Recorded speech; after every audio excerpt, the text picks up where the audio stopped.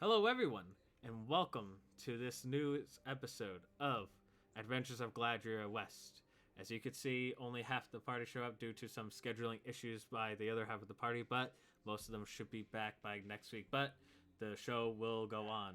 So I am your humble DM, Tyler, and we have half the party here, but we'll continue as we go. So if the party members at this point, you guys can introduce yourselves along with at this point giving away your race and class this time around, since this is not episode 1 anymore. So Hello. My name is I'm Aloe. I'm playing Marina. She is just a human fighter. That's all. As One, for my name's Raylan. I'm a Kenku rogue.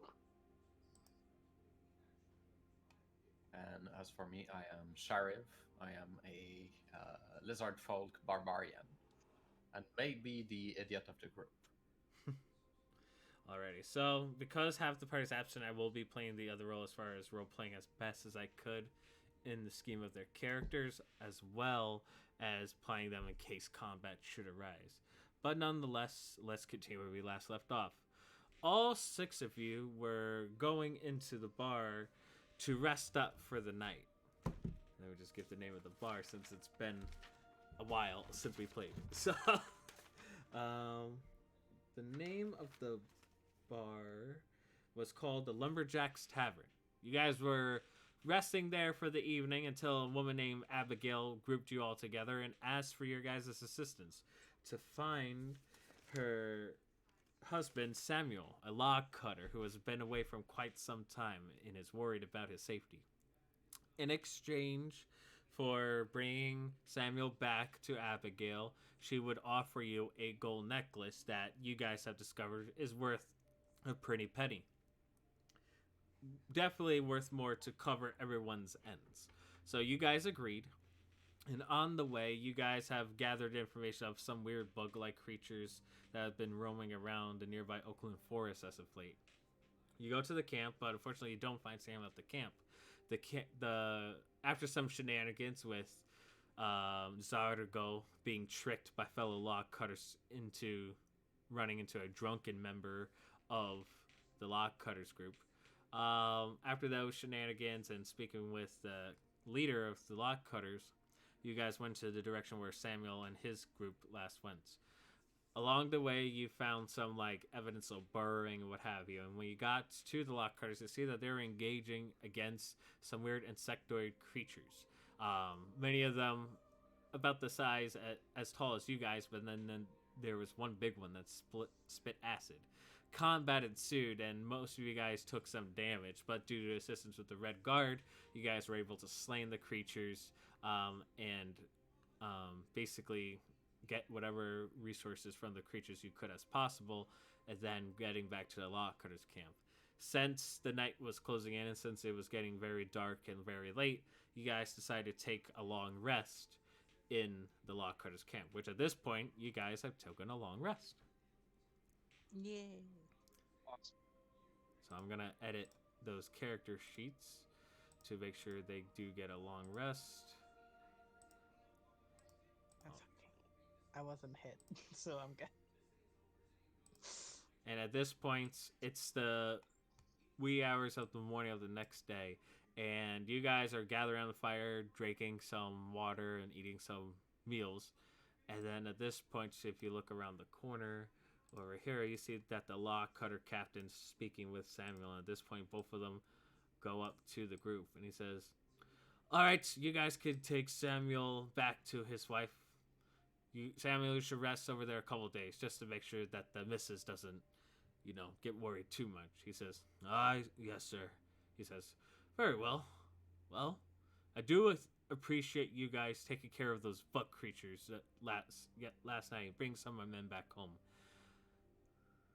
Well, Yeah, it tasted pretty good. it did taste pretty good. Can't deny it. That's what I've heard about these two. I do not eat bugs. That's not part of my nature. And at this point, Too good for it. Zargo says, "Well, it's quite an exaggerating taste." And then the captain kind of looks at Zargo weirdly, and he's like, "Well, I'm not used to eating bugs, especially large ones. I'm more used to regular game myself. Raylan says, "Don't worry. He's kind of the weird one in our group." Yes, I very much figured so. No offense. And then you see Zargo with the face that he might have taken offense, but he's trying to hide it and mask it. Yeah. And he says, Don't "Well, worry, Zargo. go ahead." We, Sorry. we love you anyway. At this point, the captain's like, "Well, I better get off to chopping some wood. You guys stay safe out there, and Samuel, I expect you to be back here in about a week's time." And then Samuel says, "Yes, sir, of course." He says, "Very well." And then he will leave you guys. He says, "Hey, you three, it's time for you guys to get back to work." And Samuel says, "Well, I'm gonna pack my things. Just give me a few minutes, and then I'll join you guys shortly." Do it fast, Firebeard. He will go into his tent, and then he'll start gathering his things. You guys got some... Firebeard? But he has a red beard. I mean, I guess, but I wouldn't say it's fiery. It's more like clay. Wildfire Yeah, says, well, it does kind of look like fire, to be honest with you. And Claybeard doesn't sound that good. Yeah, I it's mean, not he's even that brown good. either. He almost got eaten. Like, he's not that good. Well, he just has to Shouldn't- stop being eaten. That's easy. I mean, sure, I guess. What are the things that have tried to eat you? I mean, he did kind of just straight up run away when everything was going down. So As he should have. That man would have died. He needs a bigger stick. The one he had yesterday was not really good for fighting. Cray says, well, he did have an axe, but he could have used it, but seeing his friends getting melted, it would make sense for him to run. It's the best option, as Cray is sipping on his tea. Yeah, what he said. I'm just saying, cool names go for people who do cool things. Otherwise, you just waste them. Nah, I'll find good name for others. Also, where is Drunken Man? He was about there yesterday. Let me go and see in this tent. Okay. Alright. You go up to the tent, and, Railing, you also look in it. You two look into Yeah, the... Go ahead. yeah, I'm trying to visit my my friend. Yeah, you look, and you see that he is face flat drunk. The entire area is completely a mess, and it seems like he's taking a very, very long sleep. He still does. Sharif, he still hasn't taken care of that alcohol. Remember what we talked about alcohol? Yeah, I remember that. He is not sobered up, as you would say. All right. Okay. You Alright. see anything else around? You Not, think nothing much that you could see. Anything worth of value? Not really. It's just like bedrolls, sheets, maybe some extra clothing, an axe. But other than that, nothing too crazy. What about our friend, the captain that I carried the flask to him from that box? Where did he go off to? Are you referring to the lock cutter's cabin or captain, or are you referring to a different person altogether? Well, when we put him inside the tent last time, right? I went to the box and I carried a flask, and then there was a guy telling stories, and he said that this was the tent for Samuel's tent. So Oh, kind of wanted to ask him why all of a sudden Samuel's tent is over here, and he told us to go to the other tent if that was important at all. If it wasn't, then I don't care. well, you know that Zargo basically got tricked by these two lock cutters because of the way he was talking to them and some failed checks. So Got it. Okay, cool. All good. Speaking of Samuel, he opens his tent, boom, gathers his bag and satchels. He says, well, I'm ready to go whenever you guys are. Let Now me I'm shaped up to head out. let me a second. Captain! At this point, you hear two voices in different sections coming from this way and that way saying, which one are you referring to? Oh, God. Please don't adjust your size of Supersized your tokens. But The one that deals with this drunken man.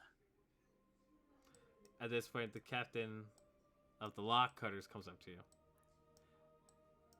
and he says, "What about him? Is he dead?" No, he seems to still be sleeping, but I want to know if you want me to wake him up. Ah, leave him be. He'll be fine. Okay. He will walk back to his men. He says, "Hey, I didn't tell you to stop working." All right. And then I'll move these 3 tokens. And then Wildfowl's like, "Well, let's go over. Let's meet you back with Abigail." Alright. Let's go back to your home. Your wife owes me a meal. Yes. All right. You guys all decide to leave. Cool thing about our radio is that you can see each other move each other's tokens. All right, and I'll pull up the map. The way back is very easy. It's not like last time where it's nighttime. You have to kind of navigate through. Let me just drop you guys the next map over. Go over here. Wabam! And I'll put your tokens down in a second. Boom. And then let me just put these. Get West out.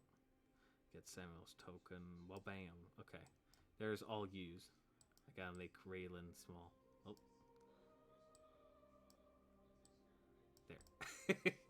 But you guys could at this point move your tokens around. And you do see, this is like closer to the middle of the day, and you do see Lock Cutter's Ridge like out in the open. You see its beauty with the sun basically line up in center of the edge of this ridge here at the top of the town. Right. Yeah, we'll just start heading All right. there. Let's go. All right. Oh, I should have probably make your token smaller, but it's all good.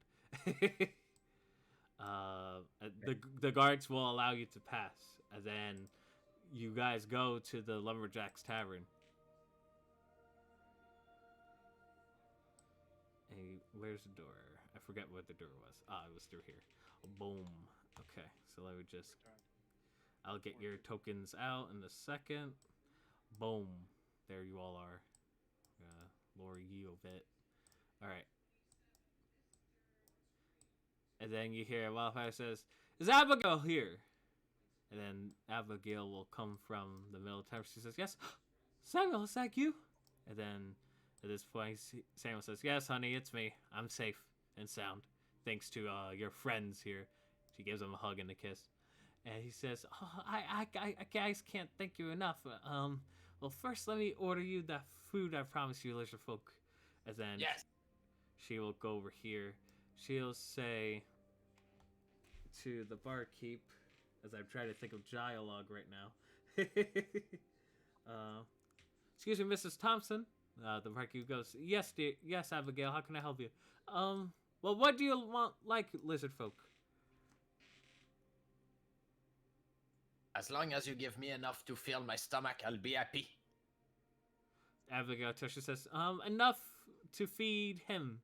And then she goes, "Very well, that'll be about 10 gold. She puts down 10 gold. She says, "Give us a few moments." And then she'll go right over here and start cooking.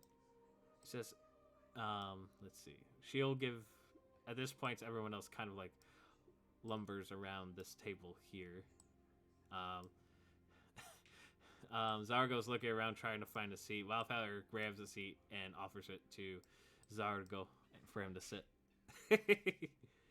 I'll also offer my seat up because I didn't want to insult Jargo earlier. So here.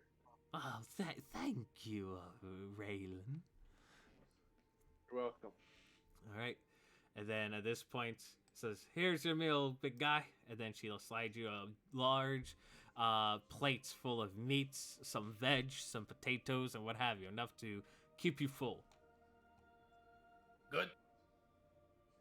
Marina? You cut out there. Marina? Yeah, what's up, big boy? I'll let you handle the shiny things around her neck.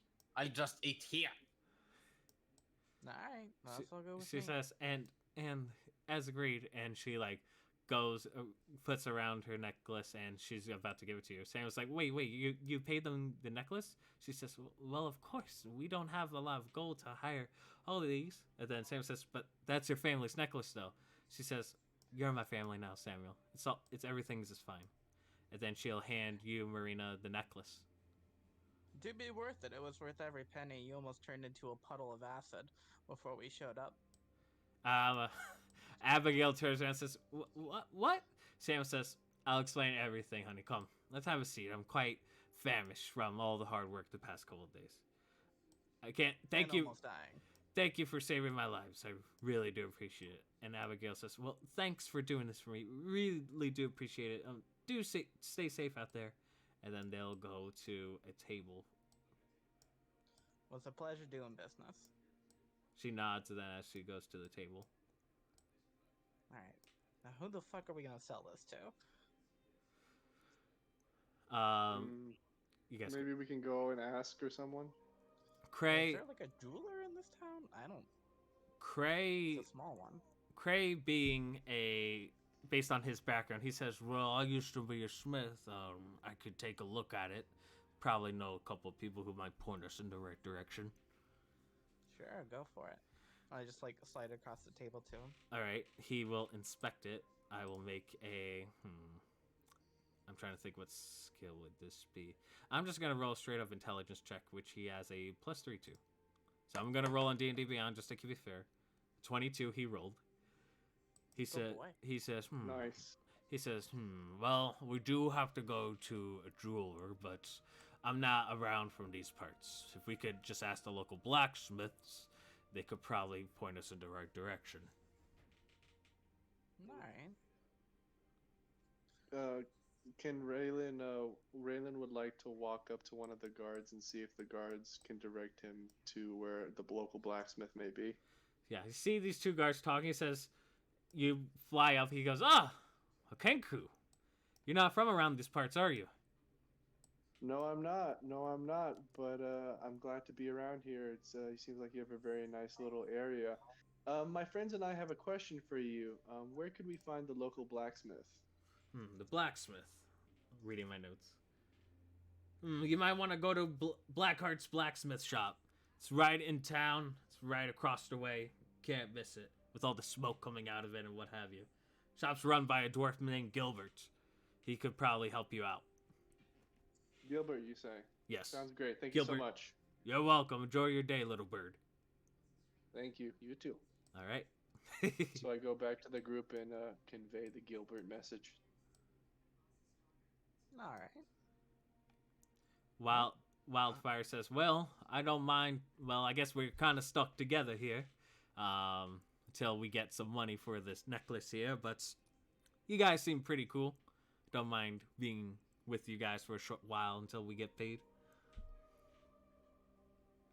Yeah, you're welcome to stick along. Didn't think you would dip out before you got the gold. Well, the goal is for all of us, and figured we split that payment before I part ways. Makes sense to me. So they say, Raylan, that they have to go to the blacksmith shop? Yes, they said we should go to the blacksmith shop. We can't miss it. There's a lot of smoke coming out of it. Cray at this point says, yes, I know where to find it. Come. All right. All right. All right, let's go and see what's going on with this necklace. Alrighty. And at this point, you go, like, legit the building across the way. And when you enter, as the map loads, and I drop your tokens, right over here. Well, bam, there's a double-sided doors. You guys blow the doors open, and what you see, as your eyes adjust to the light, that you do see what seems like to be a bunch of humans working on some craft. You see what seems like to be a couple working. Oh, nope, that need my laser pointer. You see a couple working on a piece right over here. You see one man try to make some smaller bits, but trying haphazardly. And you see another man over here just taking a break, try to craft some bit of armor. Other than that, you do see these three individuals eating. This one seeming to looking at inventory. All three of these eating their meal. And at this point, the dwarf. Do any of you understand Dwarvish? Let me check. No. No. No. Nope. All right. You hear something in Dwarvish, and then you see this female going. She says, "All right, I'll speak with them." And then she'll go and says, "Welcome to Blackheart's Blacksmith Shop. How can I assist you?" Oh, couple of things. I was hoping to get some oil to keep maintaining my weapons, and my armor's a bit rusty. I was wondering how much a touch up on that would cost. My touch-ups on your as well weapons, as- huh? Weapon's fine. Armor's piece of shit. Hmm. Got it out of the attic. Tons of rust on it. I see. So you want me to fix it up for you? Yeah, if you could. Oh, let me have a look at it. Maybe I could do something to it. Yeah, sure. Definitely spend the time. Also, handling it. steps up and asks, says on top of that, we're also looking for some advice on a necklace we just recently acquired as a form of payment, and we were hoping you could direct us to who we could look at it, who could look at it for us. That would be my boss. Give me a second. Let me grab that armor first off, just to take a look at it. Yeah, I'll hand it over. It's just a large, rusty chainmail. Yeah, she looks at it. She says, "Damn, this thing has never been. Seems like it hasn't been worn in quite a while. And you were wearing this. This is a hazard for you." I mean, as long as I don't get cut, it's fine. I could fix it up, but I think you'd be better off getting newer chainmail than rather me fixing this old one. What's the cost difference? Well, trading in this old chainmail will give you a slight discount, but not by much. Look, give me 1 second here. As I Google.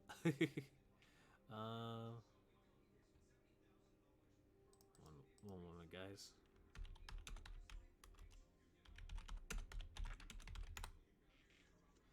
Well, I could give it to you for about 35 gold pieces. I'll just take the touch up then. All right, that'll be about 25 then in that case. I don't have that money on me right now, but after we sell the necklace, I probably will. Very well. She hands you back the chain. She says, "Let me get my boss over here. He's the really good expert when it comes to this type of thing." Give her a second. She turns around and she speaks to this dwarven man, this old dwarf man, who is just simply trying to enjoy his breakfast. And he goes, and then he says, "He'll be right with you. Give me a second." And then the dwarf, they talk in dwarven. He seems a little bit pissed off. He goes, "Ugh."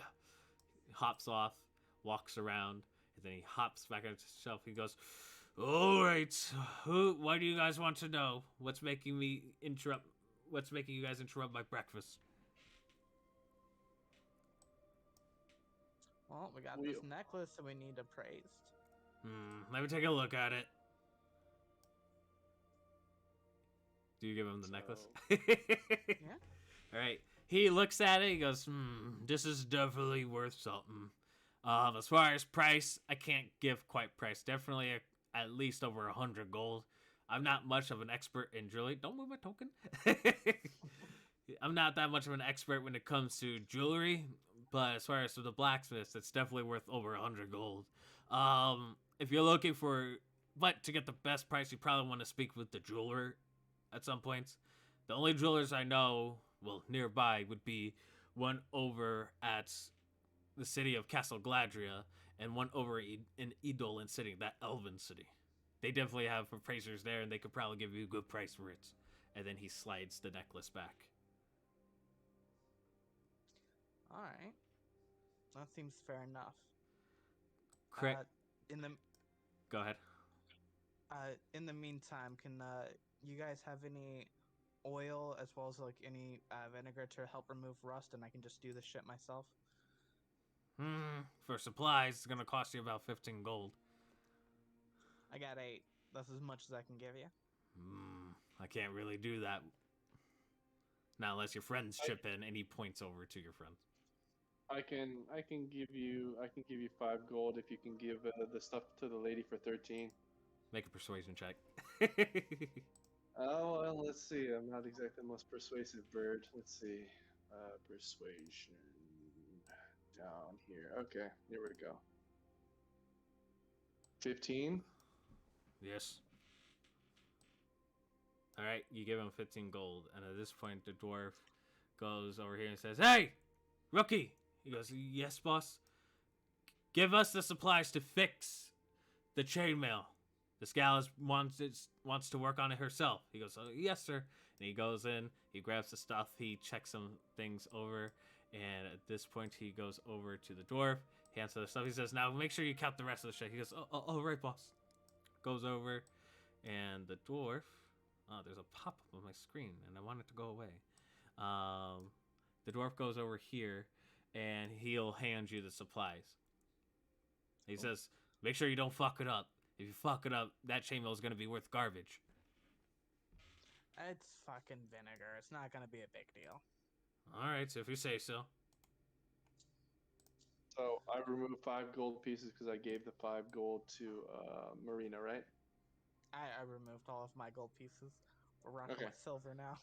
And he says, All right. "Well, other than that, Tritz, is there anything else you want us to work on? Whether that be buying new armor, or weapons, or what have you, or ammunition?"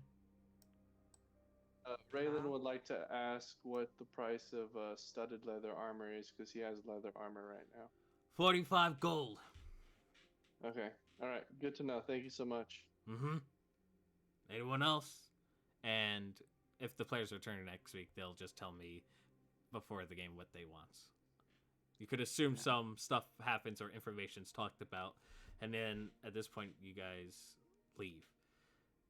God, Well, we're we don't broke have as enough shit. money to do anything right now. Yeah, we're Alright. broke as shit, my guy. All right, so let me just Alright. point you guys to the next direction.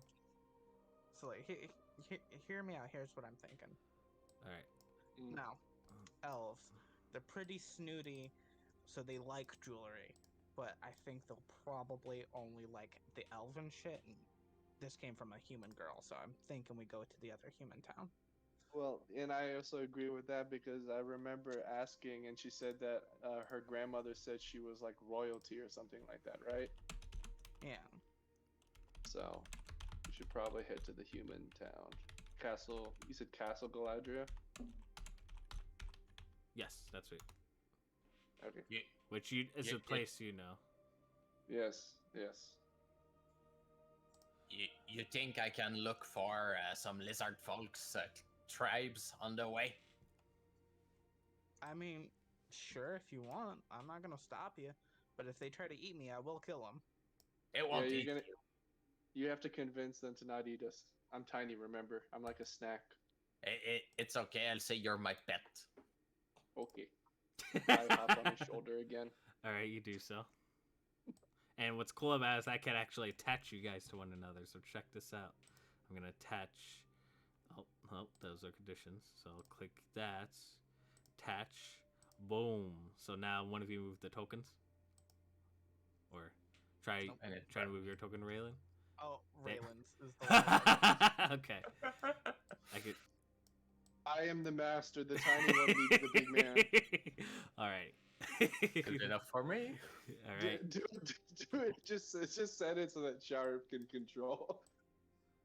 At this There we point, go. Zargo says, "Well, I do not wish to, get my feet hurt. It's gonna take days there. I did saw some boats over by the dock master's area. Perhaps we can, try to take one?" I mean, you got money for a boat? No, that's why I said we take the boat. I don't know how to sail. I only know how to swim. I also don't know how to sail. Do you? Crazed Wildfowl's like, "Well, it's just rowing. Those are just rowboats over there." Yeah, until you get to a rapid, or a storm, or Yeah. just a particularly nasty thing underneath the water knocks the boat out from underneath you. Perhaps, but I do agree with Zargo a bit, and you hear some reluctancy in his voice. He says, it's going to be a lot quite faster traveling by water than by foot. Oh, I forgot to mention, you guys do level up, but we'll do that during the break. But he says, I think taking the boat's the best option, but if you want to go on foot, we can, but it's going to take us longer to get there. I'm fine with taking it longer. I got food. If there's problem, it's not me that will drown. I'm very good at holding my breath. I wear heavy armor. And I've never swam before. So I don't think that'll go well. Cray says, wait, you don't know how to swim? No, why would I? I figured everyone learns how to swim. Do you see gills on this neck? I'm not made for water. Orcs are not quite made for water either, but I know how to swim. Yeah, oh god, congratulations. That is not my life experience. And at this point, Wildfire says, well, it's up to you. We can try to get a boat or buy it or steal it, or what have you. Or we could go on foot. So what do you three decide to do? Can the guards are still outside, right? Yes. Is it possible for Raylan to go up and ask one of the guards how far it would be on foot versus how far it would be with the boat? You could go with your token and ask him. I'm rotating. Well, no, sorry. The problems with small tokens is problems clicking just tiny buttons. All right. Let me fix that rotation. Play. All right. Oh, I still messed it up somehow. All right, we're better than before. Okay, I walk up to the guard. Yep. I'll fix it while I'm walking up to the guard. So I walk up to the guard. Yep. Hello, friend. Your guard friends inside the Lockhutter's cabin bar were very kind and gave us some information. I have a question for you as well. How far would it be by foot for us to get to Castle Gladria versus, say, taking the river? Have you heard anything about that? Well, the way to Castle Gladria is a bit more tricky now since the Swamp King spreads his domain a bit further. But if you travel by boat, it should take you about 2 to 3 days. If you travel by foot, it'll probably take you a week and a half, maybe 2, depending on what's going on in the swamp. Okay, and if we were to go by foot just for direction's sake, would it be up here? Would it be down here? Which way would it be? He says, well, you would go to this direction, northeast, which is like this general direction. Oh, here. Okay. You would go that way. It is a lot more safer by water, but if you'd wish to go that way, I recommend getting off the moment you start seeing some swamps. Some weird things have been lurking around the swamps, or what I've heard. Yes, I have been lurking in the swamps. I've heard about some folk, whether that be your folk or not, I do not know. Well, and any other details you could provide us before we head out, we would appreciate it. All I know is that this Swamp King is causing an issue. I just hope the Black Dragon doesn't harness our water supply. If he does that, we're all pretty much fucked. Yeah, that would make sense, especially with the river being right there. Well, thank you very much, sir. Well, do stay safe out there. And he goes back to his post. Yeah, I immediately convey everything that was just said to the group. Well, Sharif, I was with Sharif, so. Alright. So what do you want to do? Do we have enough food for even a 3-day journey or anything like that? I have 10 days worth of food for myself. I am very good at hunting. Okay, I have 1 day's rations. I don't know what the other ones have with Jargo and Wildfire and. I'm checking their character sheets right now.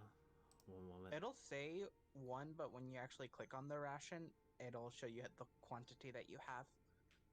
So make sure you do that because this ration's 1 day, but you have 20. You have 10 of them. I do have 10 days. Okay, got it. Okay, well, if that's the case, I'm good with food, so. Yeah. Wildfire, Zargo, and Cray are good on food, too, for 10 days, so. Okay. So you guys traveling by foot or by boat? I I'm by foot. so the other three want to go by boat. Well, they think it would be faster, but it's really up to you three. So We Sorry, can walk. I'm taking a ride on you wherever you're going, so you decide. Well, I'll be walking. That's All right, easy. I guess we're walking. After midnight. all right, you guys are walking too. All right, now I gotta make some impromptu maps. Oh yeah. It's all good. All right, so we'll just The river was the plan. kinda, kinda. All right, I'm loading you guys up. All right. I didn't want to be a thief, and we can't afford shit. All right. So you guys could attach on your own. There should be an option for you guys to attach, and you guys can figure out how do you want to do that. But this will obviously take a week and a half's worth of travel. So I'm gonna be rolling some encounters here if possible. So I like everyone to roll a. Well, there's only 3 of you here, so I recommend all of you roll a d4. So how I do random encounters is that you want either the same or different numbers, and it being a d4, you know, anything could happen. So just roll a d4 for me. Where do I do that from?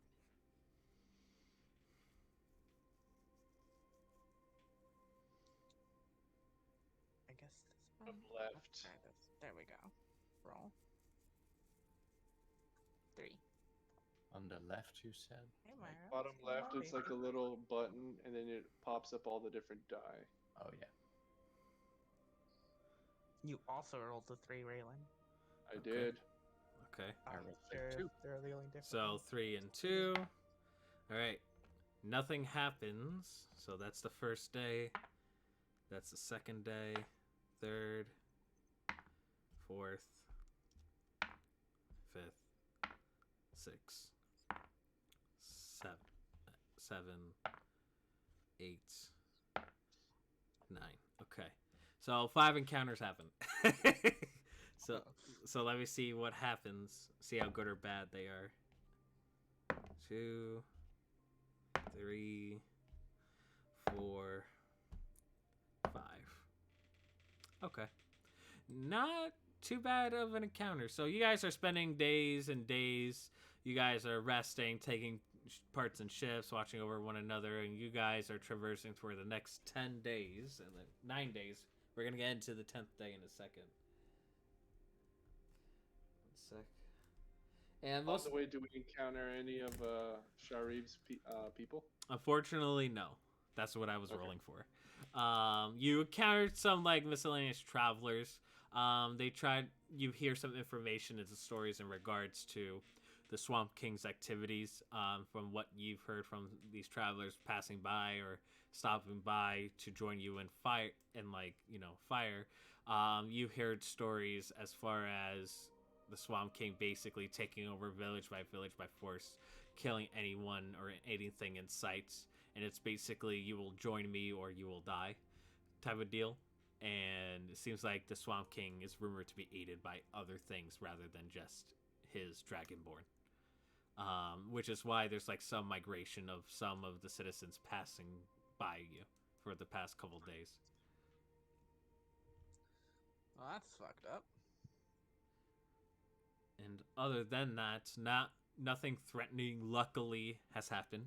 But it's mainly like these people talking, telling you that they're moving southward because of the Swamp King's activities. During the days, is there enough like small games and berries and stuff for me to gather for the crew? Sure, make us just a general survival check for me. Beautiful. Let me see. I'll help you with that. I got survival proficiency.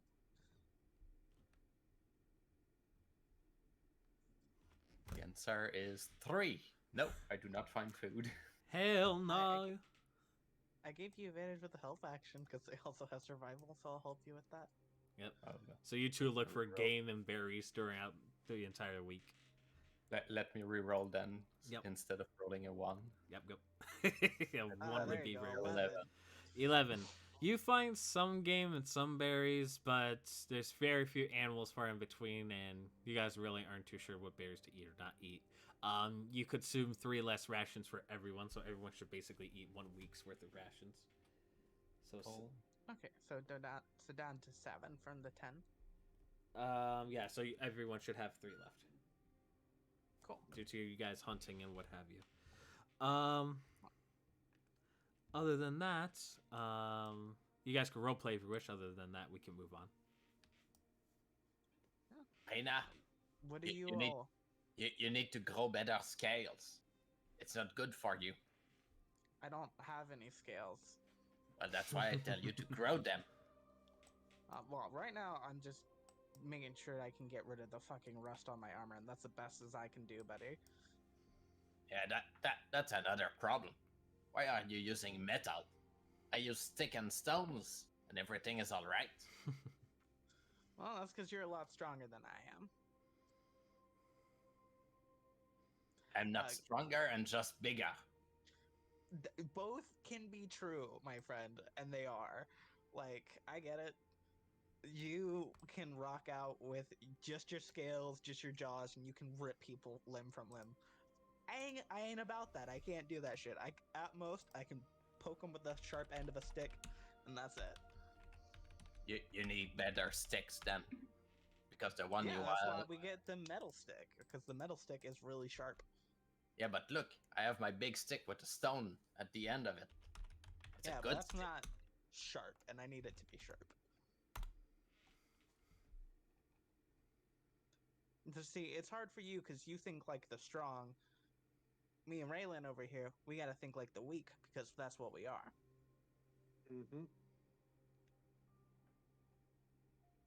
But I can understand both viewpoints. Raylan's trying to calm them, trying to be the intermediary, and, make sure that nobody starts having problems. Look, I got a rough mouth, not a disposition. I don't get in fights unless it's life or death. Oh, I'm not worried about you fighting. I just want you guys to get along. Also, humans are not very tasty. They are I can't Heard they speak to taste like that. pork. What did you Can't say? speak to that. I said I heard they taste like pork. Well, not really.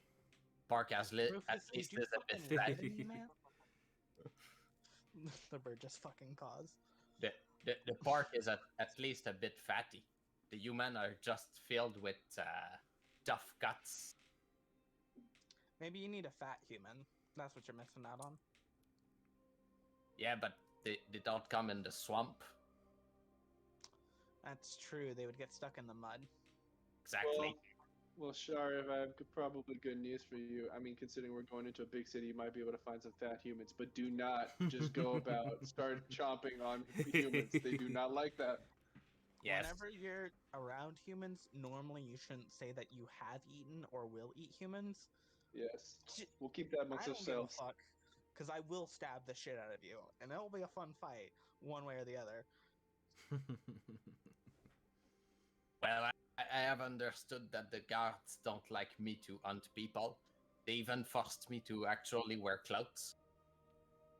Yes, which, God, thankful for that. Yeah.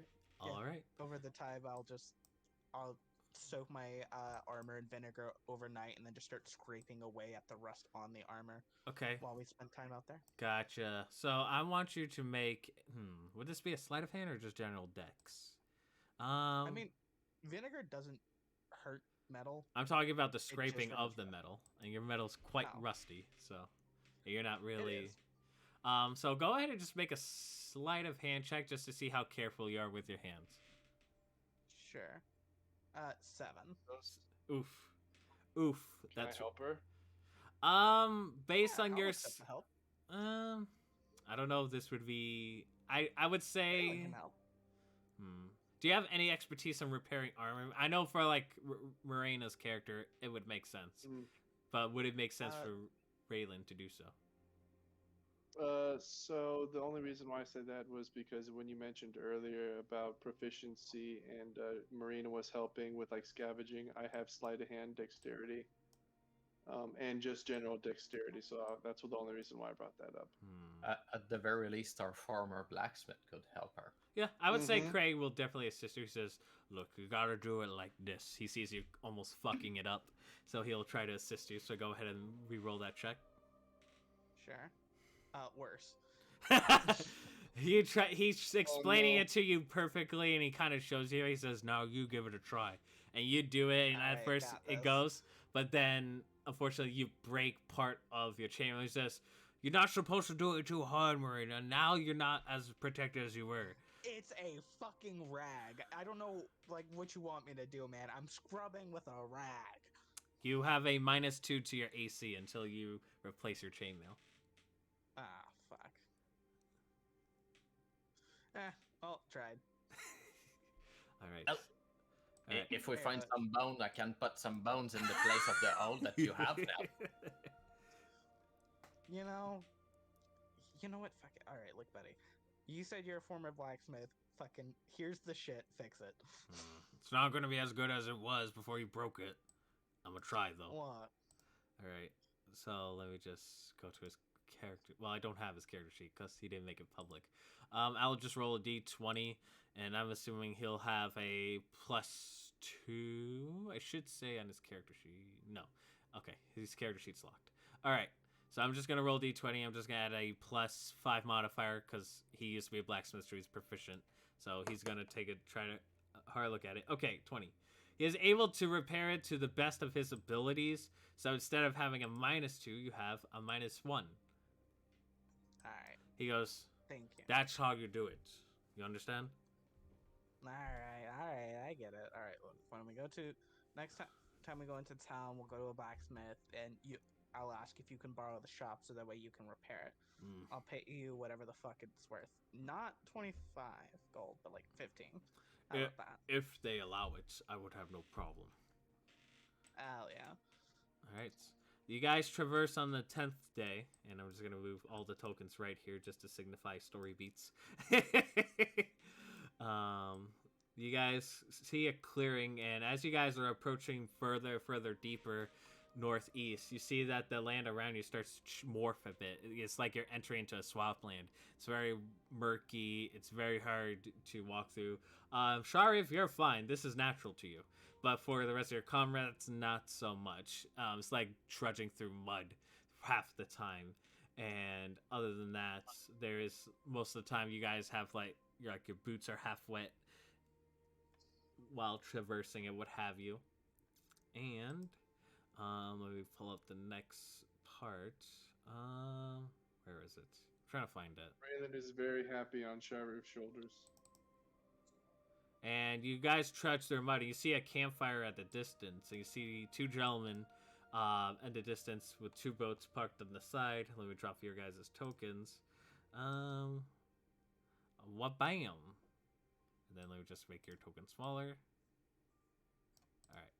So this is what you see. You're seeing like a lot of murk, some like a lot of vines around the area. Some palm trees here and there. Other than that, you do see someone. It's getting dark. You see two people nearby, like a tattered tent in the distance over here. Oh shit, their tent's fucked up. But It'll be all right. Let's go and meet them if we are to sleep not far from them. Can we see anything about them? Can we make any type of roll to see if they're hostile or not? make a perception check. All right. Just perception. 17. Yes. I rolled an 8. Marina got a I- 17. Okay. Yes. All right. These two don't seem to be threatening. You could see that this person over here is very quite hunchback-like, very ugly, but it seems like he's cooking something. You see another gentleman who's like a complete opposite, wearing tattered fine clothes, but other than that, you see that his skin complexion is a bit white, a bit more pale in comparison to this other gentleman over here.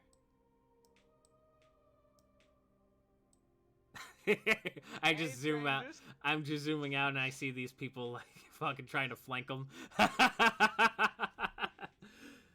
Hey, strangers. Ugh. This one pulls out, picks up. You see the hunchback like circling around some form of stew. He goes, master, who are they? And Hello. what the heck is that big lizard thing? It's more of those lizard folks, sir. And you see, this gentleman says, "It's fine, Manfred. It's fine. You do not wish harm, do you?" No. Not particularly. Look, I'm like Marina. I have a bird on my shoulders. Marina. I'm taking that must be you, miss. That is correct. This is Rufus. Well, what brings you to these parts?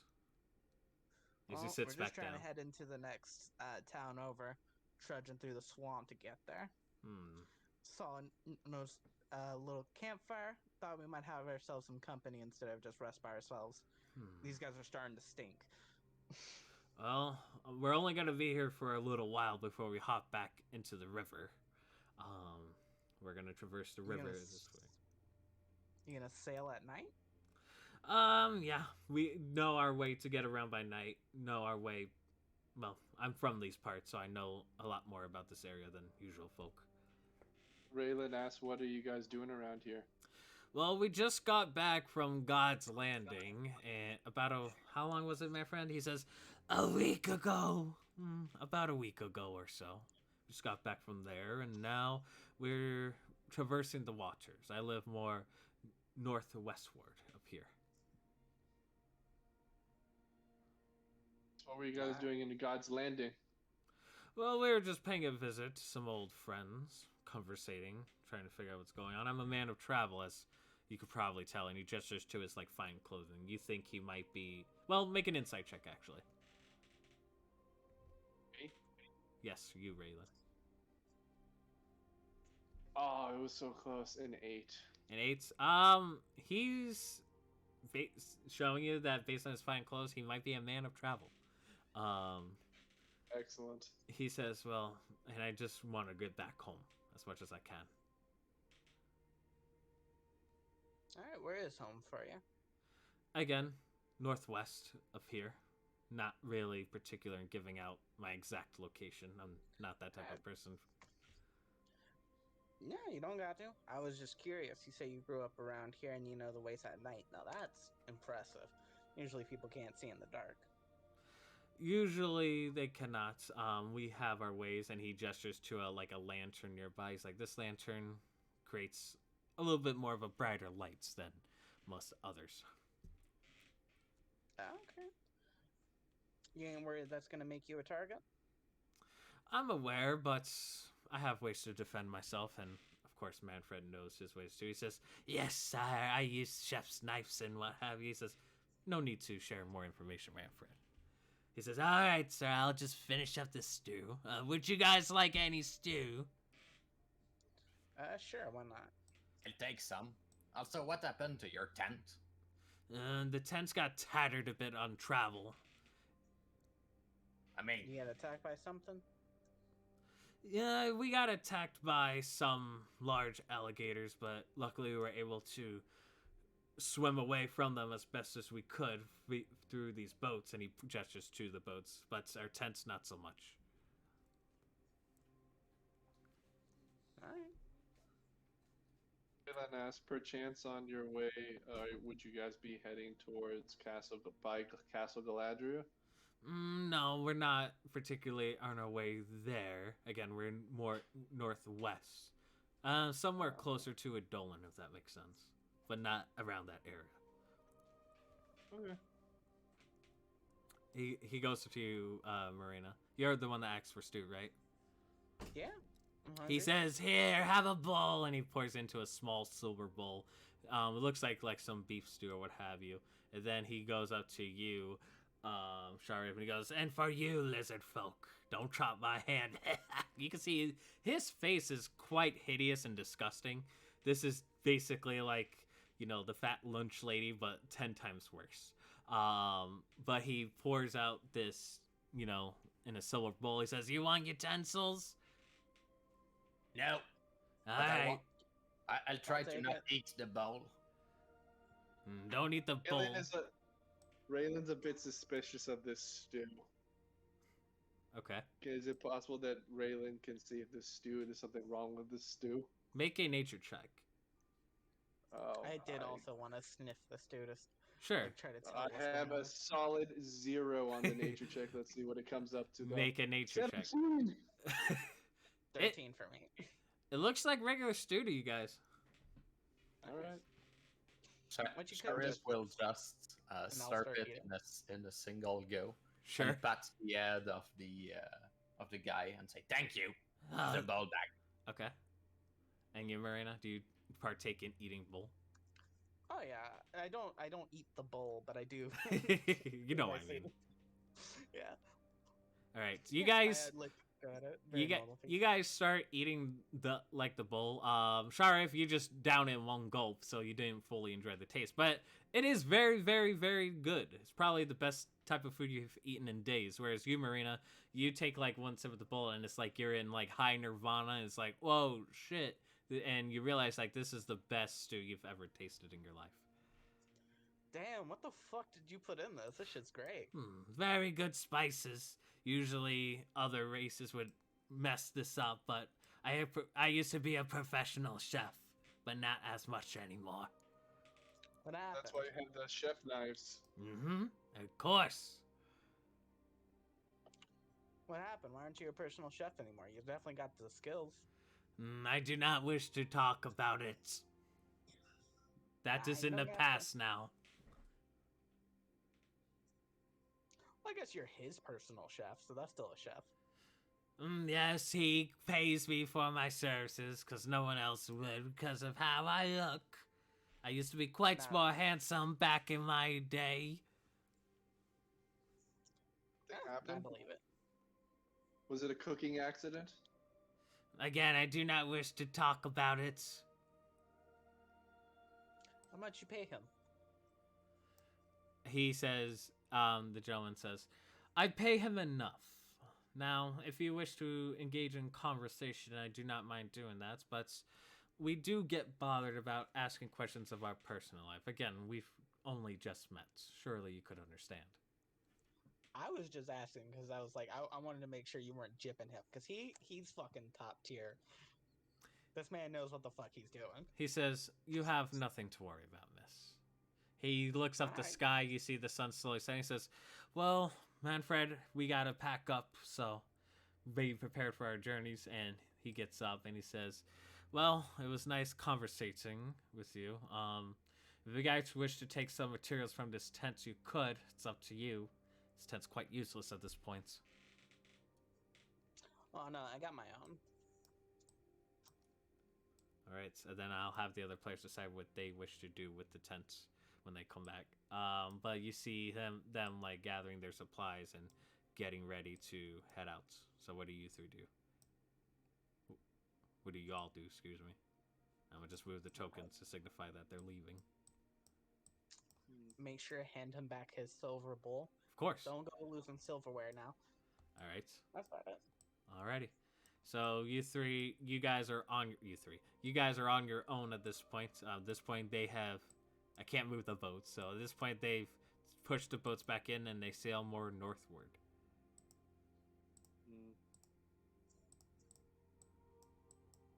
Alright, I those feel guys like that fucking guy was weird. supposed to be important. I mean, feel like maybe, that guy's but- gonna be important. I mean, maybe, but what do you want us to do? Like attack him? He was nice. No. It's just he was very how do I say, very obscure about almost absolutely everything. So just got me thinking. Oh, he's a shady fuck to be sure. Like I fully agree with you on that. Alright. But also, I don't see no wanted posters about him yet, so no reason to do anything. And Do you want to spend well- the night here? I mean, why not? There's already a campfire waiting for us right here. All right, Raylin, stay on this Yep. bench. I'll go and set up a few traps around so we don't get surprised during the night. Okay. Alright. Ooh, a tasty bug. Man, that guy got a bottomless gut. It's quite impressive. Wildfire and I still have to do the bet on how much he can drink. I'm very curious about that, but I also am terrified at the idea that it goes very wrong. Shariv, go ahead and make a perception check for me as you are Perception. setting traps. All right. 18. 18. As you are setting trap around the area, you're setting it up. You do see that these vines, they tend to be moving like around this area almost by themselves. You think it's just the water, but then you see it like kind of creeping a bit up on the surface. What do you do? Can I try to cut a part of it to Sure. see if it moves by itself once it's in my hand? Sure, make an attack roll. Let me do it with my. I should have a hand axe somewhere. Looking was at I sheets. dumb? Looking at sheets. Actually, hand axe. All right. 17 with the hand axe. Roll damage.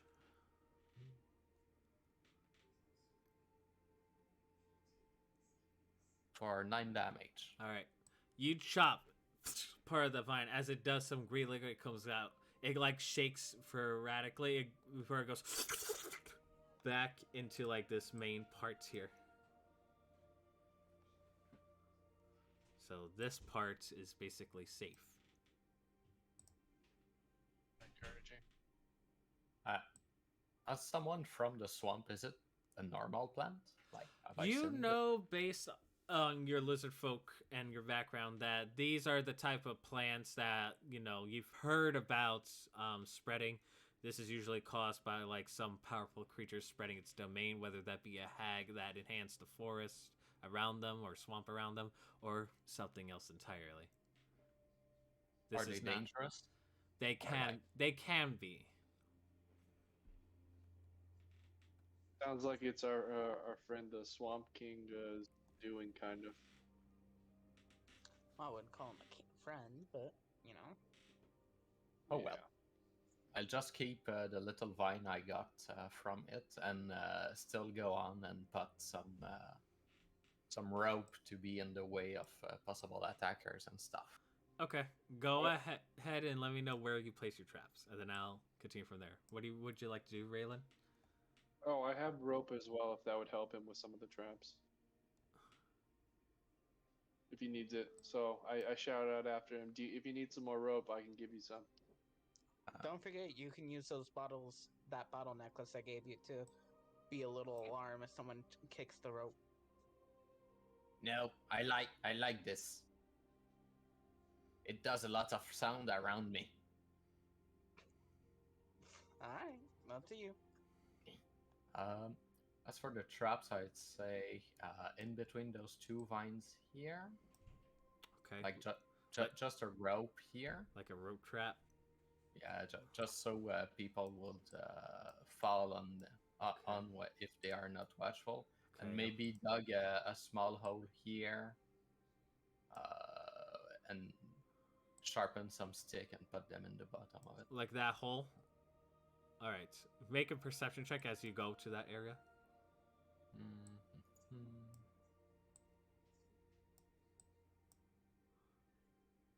That's a 14. All right, that's still enough for you to see the vine creeping up on you. Would you like to do anything?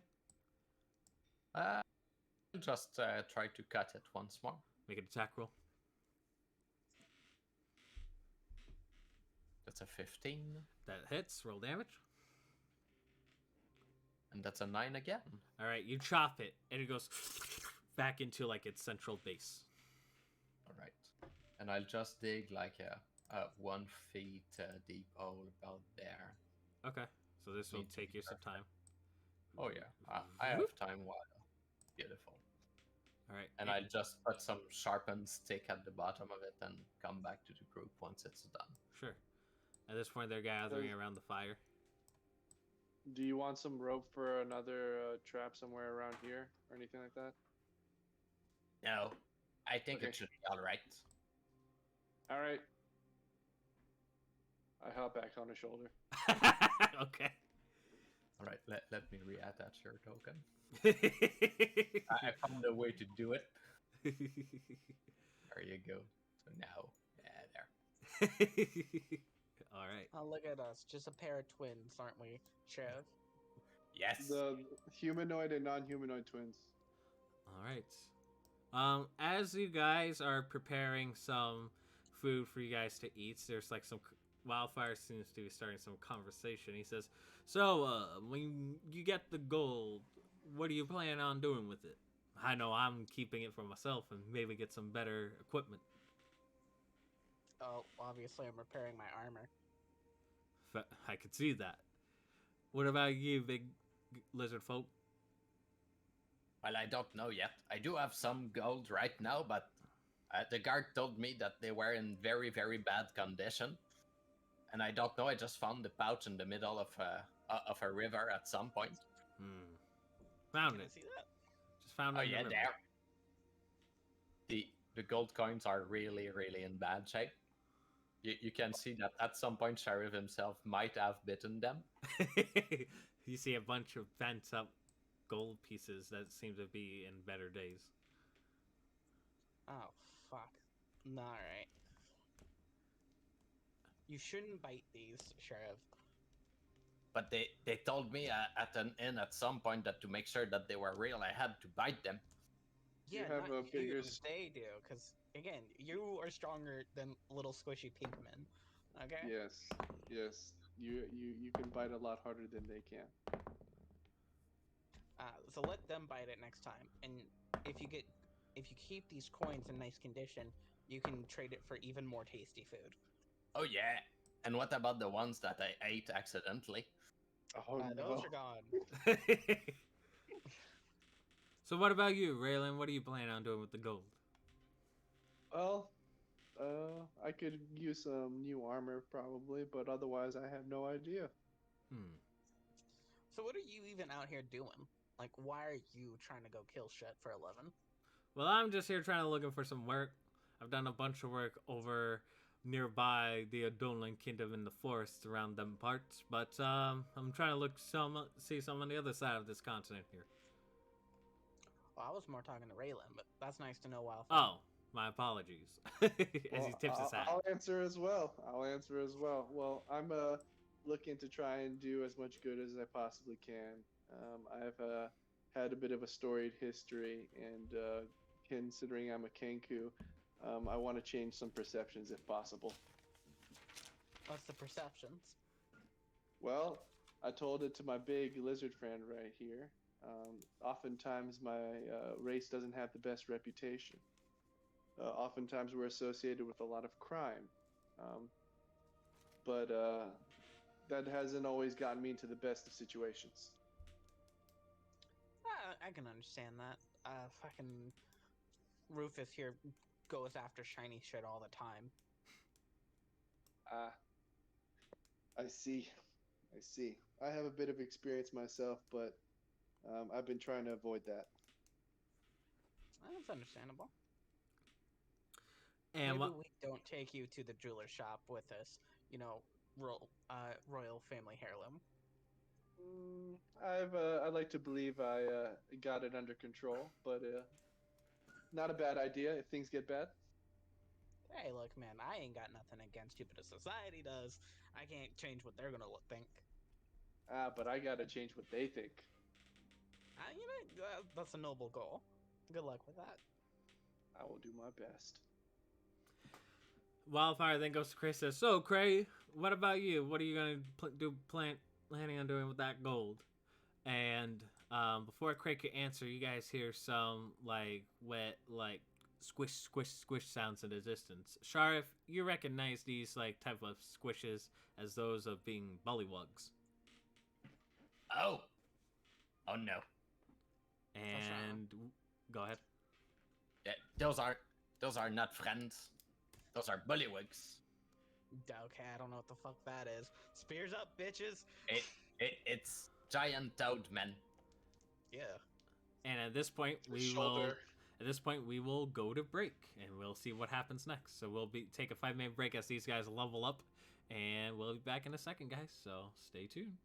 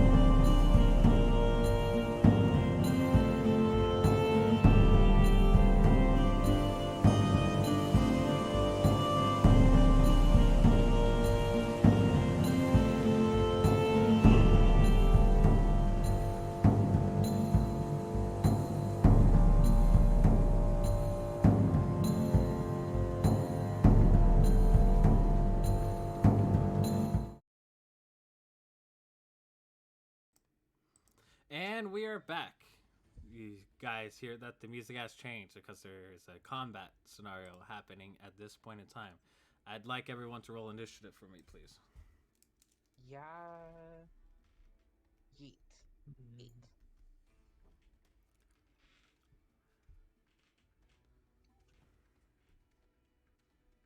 7. Raylan rolled a 7. 14. Yes. Oof. 14 for Sheriff. Okay.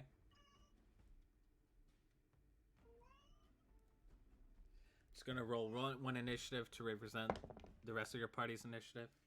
They roll pretty decently. Then roll for the enemies. Okay. And what'd you roll, Marina, for initiative? 8. Oof.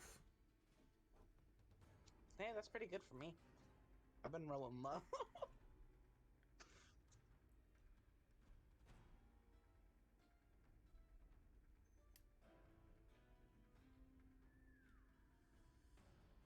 All right, top of the initiative. Your allies get to go first. Wildfire will kind of like be posted here with his heavy crossbow and hold an action to attack on any threat that he sees. Cray over here will get over here and take the dodge action. Let me see. Zarga will kind of hang back a bit, and he will. Let me look at his spell list here, folks. See what he can do. He can't really do much, unfortunately. Let's see here. Spells, inventory, actions. He is gonna also take the dodge action and just wait to see what happens, because he is not really a fighter that fights on the front lines. And that'll be it for their respective turns. Shariv, you are next. You know the sound of bullywogs, but you don't know exactly where, as it kind of echoes through the waters of the swamps. What would you like to do? It's pretty late in the evening, right? It's late, yeah, so it's dark. All right. I'll put some extra wood in the firewood. Okay, we'll say that'll take up an item interaction, so. Yeah, and then I'll just move about here behind the tree to look a bit stealthy. Okay, make a But stealth check. All right. So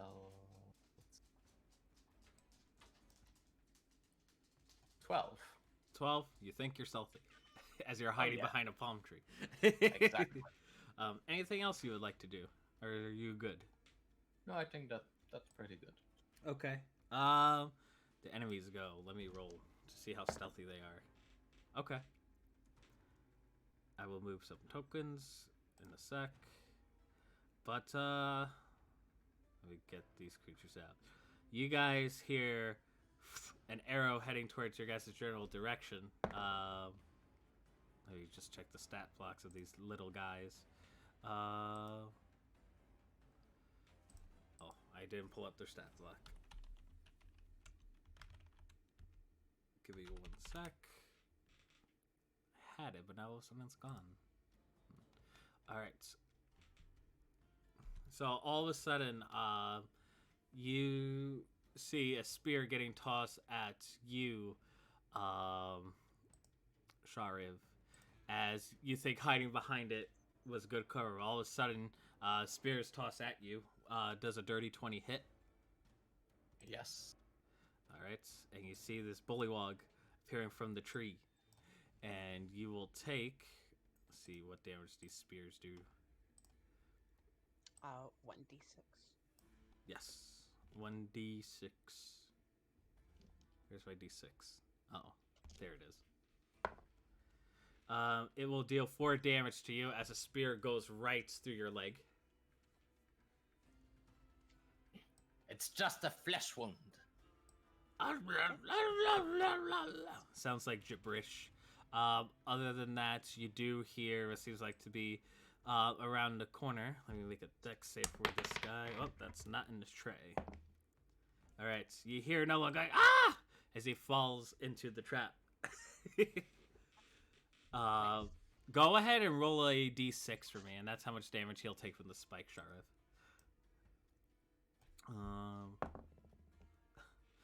That's a 1. You hear another bullywog getting ensnared, going, ah! Like in the distance right over here, ensnared by this plant. There is one nearby that's going to toss a spear at Cray, but he gets to roll at disadvantage. Let me check Cray's DC. Does not hit. You see a spear getting tossed at the distance as this bullywog tosses a spear to Cray. And as he does, he kind of parries the spear back into the water nearby.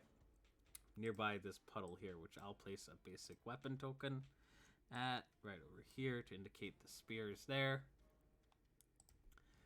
Whoops, don't mean to click that. There is another spear heading your way, Morena, as another bullywog appears from the bushes over here, and he'll toss his spear at you. Okay. All right, he'll hit with a. Let me check the stat blocks. I'm tabbing back and forth for stat blocks. He'll hit you with a dirty 20. 20 definitely hits. You will take 6 points of damage as it pierces through your chainmail, rupturing a bit as it shoots right through your side as it races at you and lands into the fire. It still gets cushioned quite a bit as I will take 3 less thanks to Heavy Armor Master. There you go. You cushion some of the blow. And then you hear another bullywug in the distance tossing a spear going, "Ah!" at Zargo. Which will hit him for... Oof. That's rough. He also takes 6 points of damage. So Zargo, his current HP is 11 out of 17.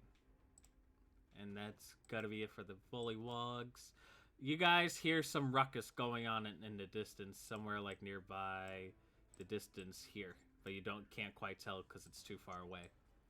Oh, I don't want to take away your line trap. Let's see here. Marina, it's your turn. What would you like to do? Oh, I did not mean to drop. It's all My good. bad. I will rip the spear out of my left flank with my hand, the other one on the shield, run forward a bit so I can get within the short range so I won't be at disadvantage Mm-hmm. with these things. So I'll go here. Mm-hmm. And I will chuck a spear at the one in the trap. It's only a foot trap, right? Yeah, Yeah, it's it's about only a that foot deep. deep. 1 foot deep. Okay. It was just to slow people down mainly. Gotcha. So if you want to toss your spear at it, you can. They do have a slight... I would say there would be like half cover at this point, so their AC goes up slightly. It's a foot deep hole. They have half cover. How tall are these things? Well, the guy did fall into it, Yep. literally. Okay. Yep. Oh, I not 20'd anyways. Oh, okay. Roll. So for critical hits for my games, for those who don't know, you deal max damage plus the die roll. So you deal the max damage possible plus a d6 worth of damage. Wait, why didn't it roll damage? Sorry. So it rolled 5 plus 11 is the flat the max plus All right. the flat. So that'll be 16 damage? points of damage. Okay. Let me check their stat block. All right. So you finish it as you toss your spear right into the stomach of this bullet. It goes and dies. I'm just fucking yeet the spear through its fucking head, and I will. All right. Your spear's I also will- there too. So Yes. I will move back because I've spent. How much movement did I spend? I spent 20 for here. I'll go back, pick up this random guy's spear, yep, item interaction. and keep mine on my back for now, and I'll just smash the spear against my shield and just cry out angrily towards them. All right, Raylan, it is your turn, buddy. Yeah, go ahead. So I'm going to check the range on my short bow. Okay. So that is 80. So I think I should be able to hit any of these guys. So I'm going to aim for this one, Okay. and I'm going to actually the sneak attack works if I'm hidden. So you sneak Yes, attack if works. you have advantage. Yeah, as long as you have advantage to roll, you're flanking someone, or you have an ally nearby, an enemy, you will get sneak attack. So there's obviously ways you could do it. So if you do you have cunning action or no? I do have cunning action, so that's why I wanted to ask if I could try and hide myself and then shoot it. Yeah, so you can definitely try to hide yourself and then shoot it, and that'll give you advantage. Or if you hit, you get sneak attack. You could also, I believe, steady aim is available to you at that level, or am I wrong? No, that's 3. Oh, that's the next No, one. I up. don't have that yet. Yeah, so you could definitely spend a bonus action to do cunning action to hide, and then Okay. you could get to shoot with advantage, and then if it hits, you get to roll your sneak attack. All right, I'm gonna try and stealth up and then shoot, regardless. All right, make your stealth check. Alright. Trying to fix the map here. There we go. So that's an 11. Okay, you think you're stealthy. All right, then I'm gonna just shoot my short bow. Okay, you don't want to move beforehand, or no? No, I'm staying right there. I have a 22. All right, make your attack roll. I think that's what the 22 was. Oh, you hit with the 22, or is that? Yes, I hit with the 22, and my short bow damage is 8. Yep. Cool. Alrighty. You deal 8 damage to which one again? I'm sorry. This one. Alright, you deal 8 damage. You shoot. It goes. Some like weird goo comes out of this frog creature.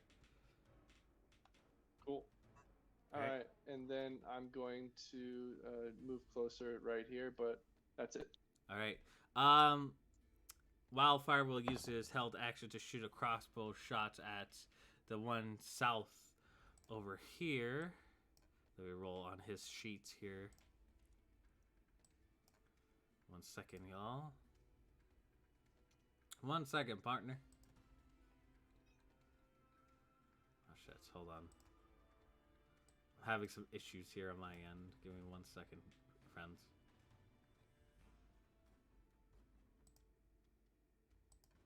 Perfect. Alright. I'm just gonna use a d20. For some reason, it's not letting me instantly access this shit. I don't know. I guess D&D Beyond is having issues. Oh, wait. Nope. I figured it out. Okay, good. Alright, heavy crossbow.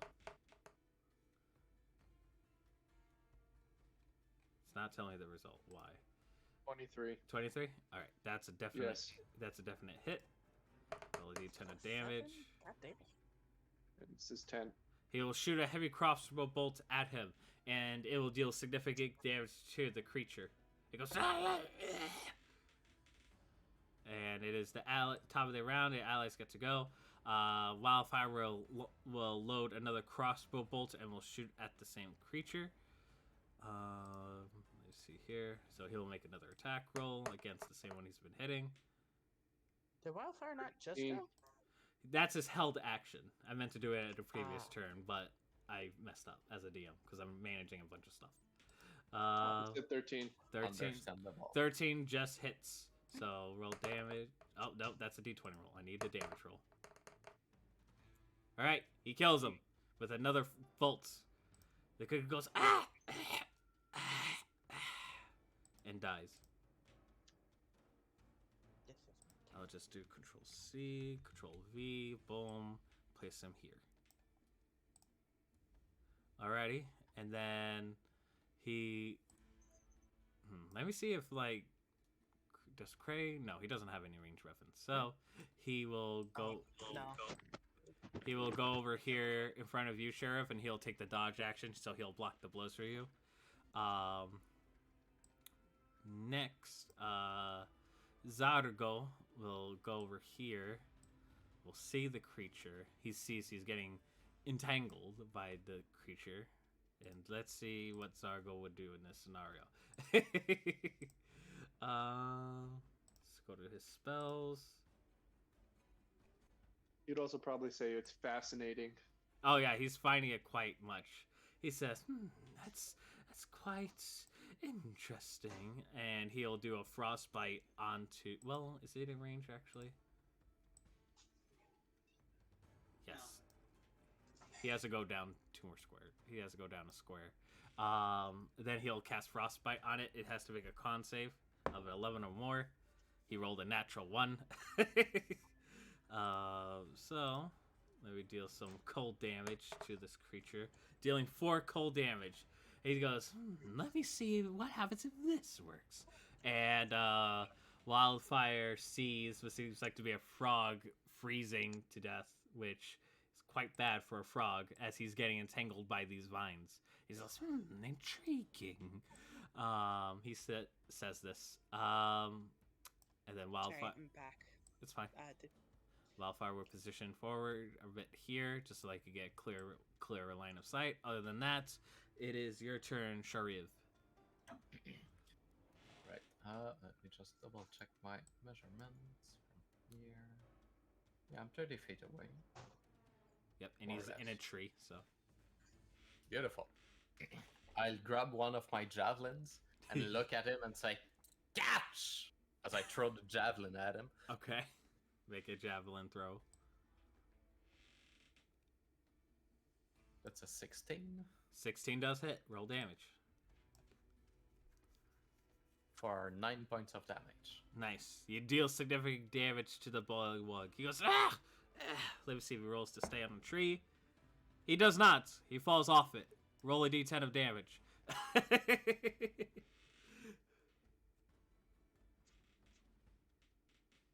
it. That's not the right dice.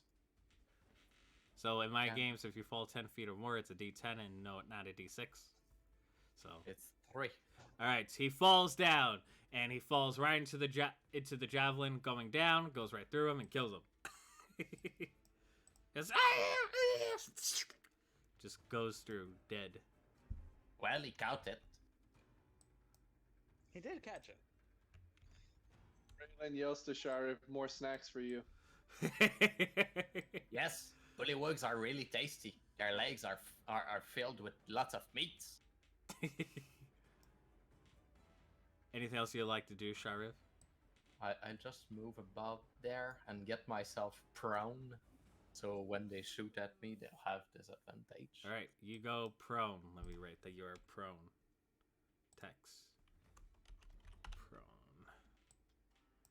Oh, I'll get used to text, but I know you're prone. You're fine. So the enemies go.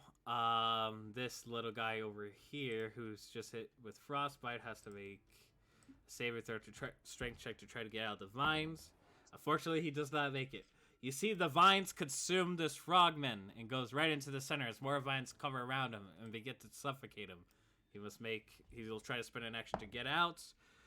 You can see he's trying to get out, but it's not doing much. But eventually, he just gets crushed by whatever's underneath these vines. And you see the vines like pulsate as if it was being like shivering the water as it sinks beneath the floor.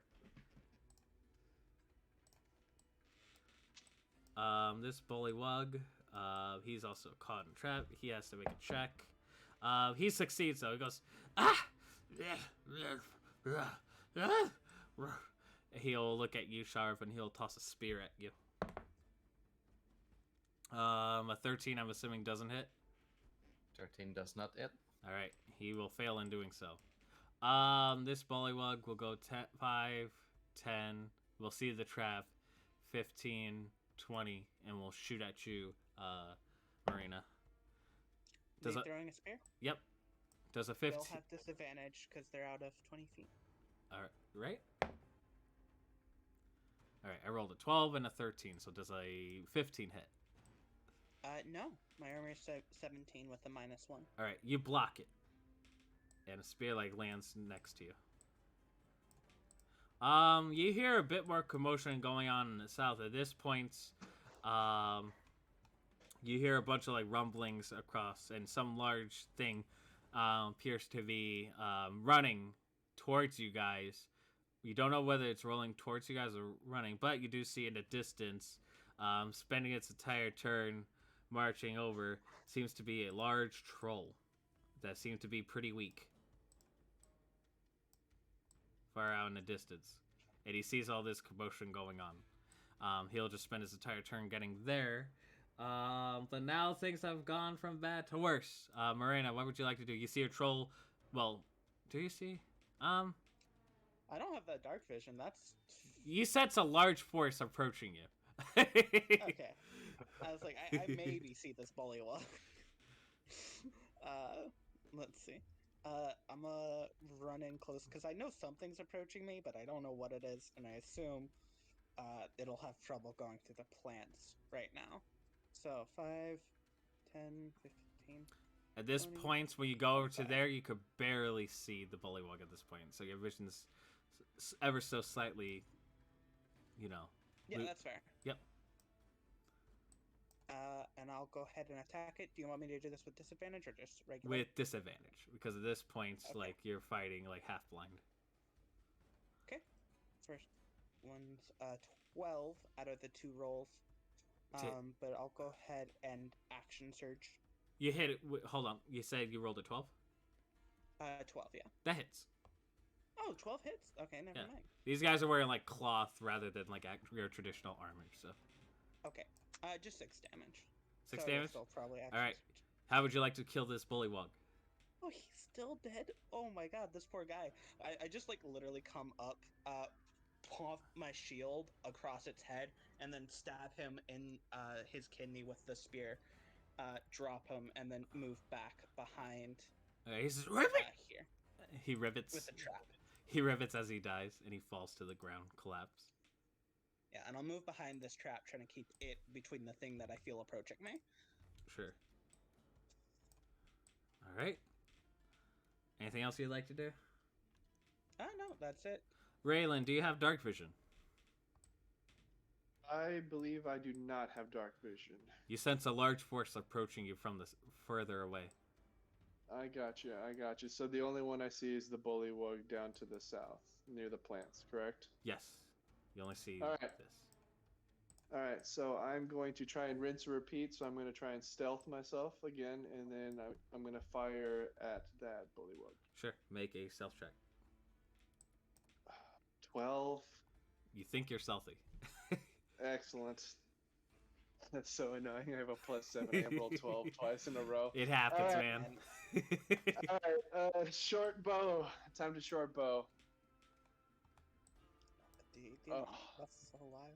A 9. Doesn't hit. Oh. Alright, so then I am just going to move right onto this log right over here. My trusty old log. Of course. Sit and wait.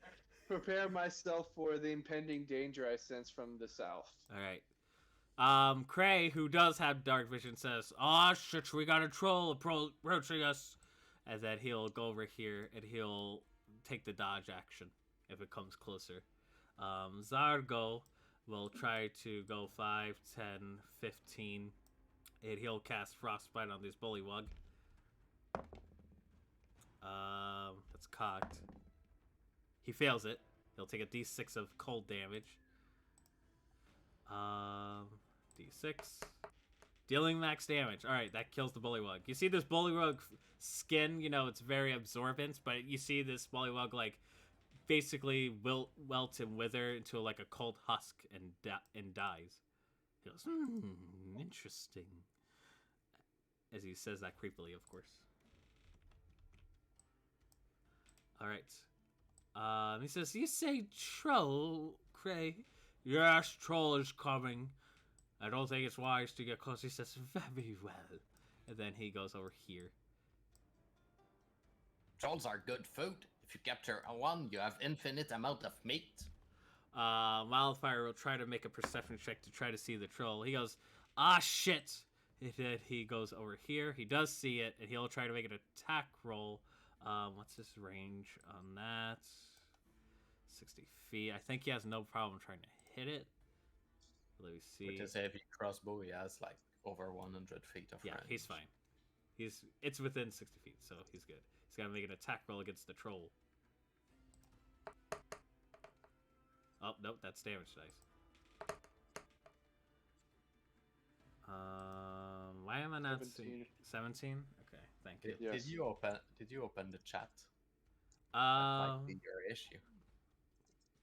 Could be. Hold on. Extras, maybe? No, it's not extras. All right. Right.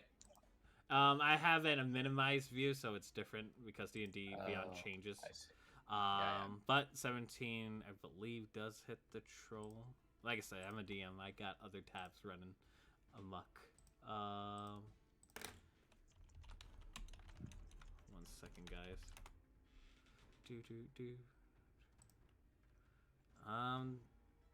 That hits the troll. So he will roll a d10.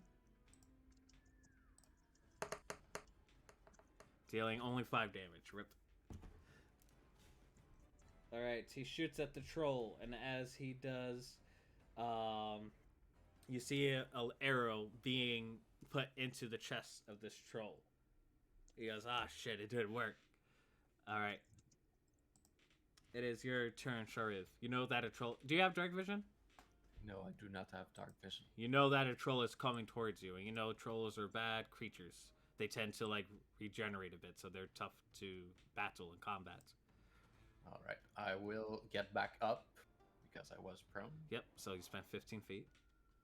Just move like 5 feet forward. Yep. I'll get ready with my maul. If he get caught in my line, or if he gets close enough to me, I'll just smash him. Sure.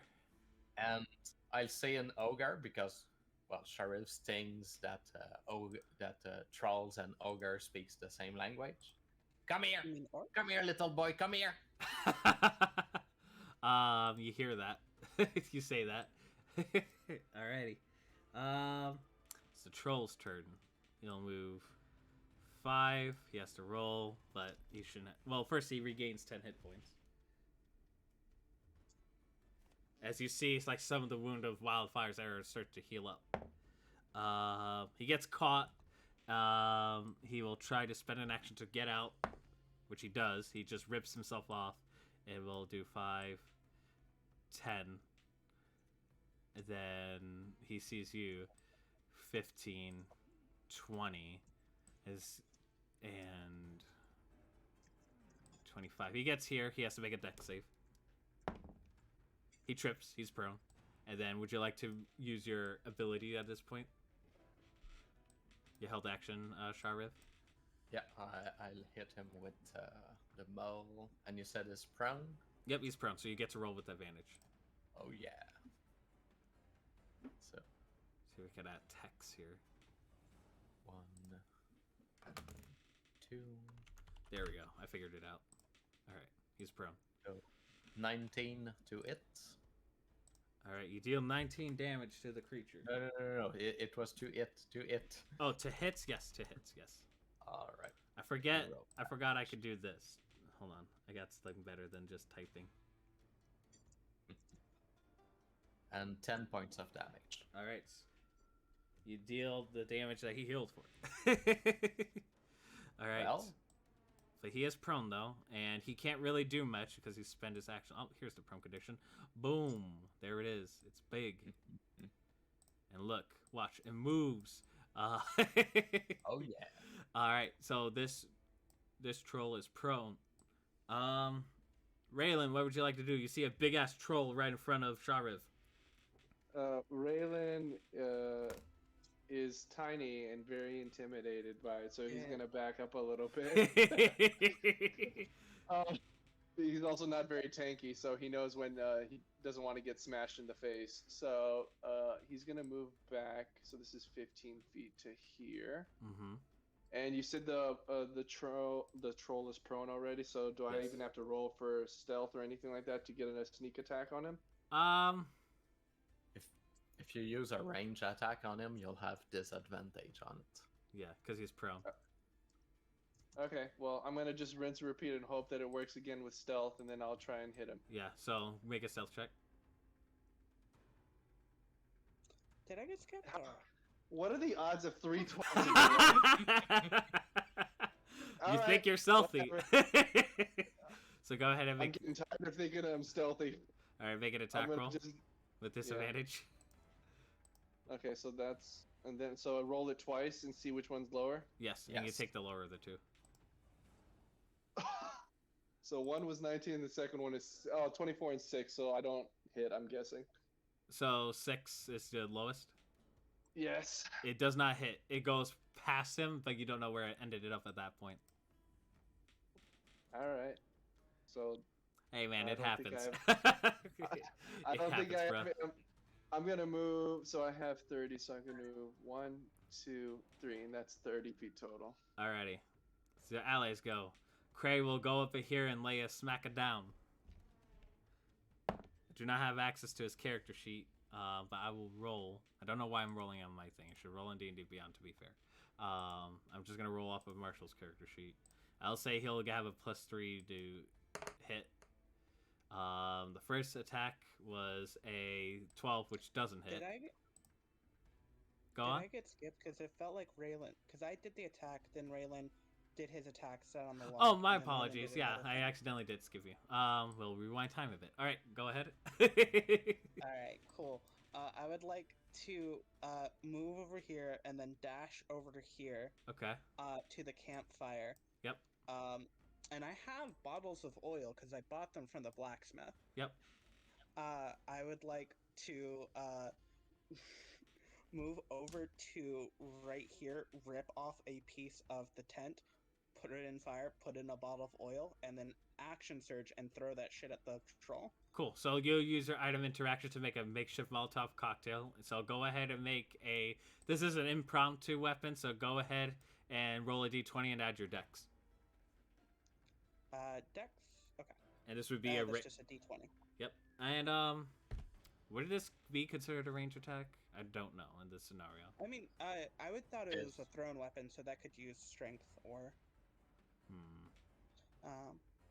I'll say just go ahead and make a regular attack roll in this instance, because impromptu weapons don't really clarify, like, whether it's melee, unless it's, like... fucking 7. I tried. you in a panic, you action surge, you use your item interactions, you make a makeshift Molotov cocktail, you're like, ah! And as you do, it does, you instead toss it at this plant, which then burns and withers away, goes... You see the vines kind of acting like tentacles in a way, burning away. And then you also see what seems like to be a corpse underneath it burning. Okay. I got more oil, someone else help me. Alright. Now Cray will lay a candy ass. So the first attack misses. He'll spend a bonus action to do flurry of blows. The flurry of blows, the first one will hit. The second one will not. So he gets to roll a d4 plus a strength, which he does 6 damage to the troll. He tries to punch him, but the troll's blocking the hits except the last one. So, dealing some damage to the troll. Wildfire will drop his crossbow, and he will pull out. He has a melee weapon. He doesn't have a melee weapon. How the fuck does he not have a melee weapon? Is he just all range? He is. Yes, he's 100% Yes. range. Okay. He's full range. That sucks. You should- Fucking You come can join me Molotov here. cocktails with me, my friend. Here's the 10 cloth. He's like, Go ah, red. shit. He'll go over here, and he will pull out his heavy crossbow, and he'll hold an attack action for when he gets up. The troll, no, it's Shara's turn. No, wait, Zargo gets to go. He'll go over here, and he will... Zargo doesn't really have a lot of offensive spells, except for, like, Frostbite and maybe Mold Earth, depending on the scenario. Would you like a bottle of oil? I don't quite have use for this yet. Let me see if this troll doesn't like being frozen. And he will do Frostbite. The troll will... Let's see, con saves. Will succeed. He will resist the effect. He goes, oh no, it did not work. Maybe fire would be nice. And so that'll be his turn. Sharif, it's your turn. As a bonus action, I would like to rage. Yes, you rage. And, well, as Sharish he will just get, a bit closer and personal. And once again start smashing with his big stick. All right, go ahead and make an attack roll with advantage.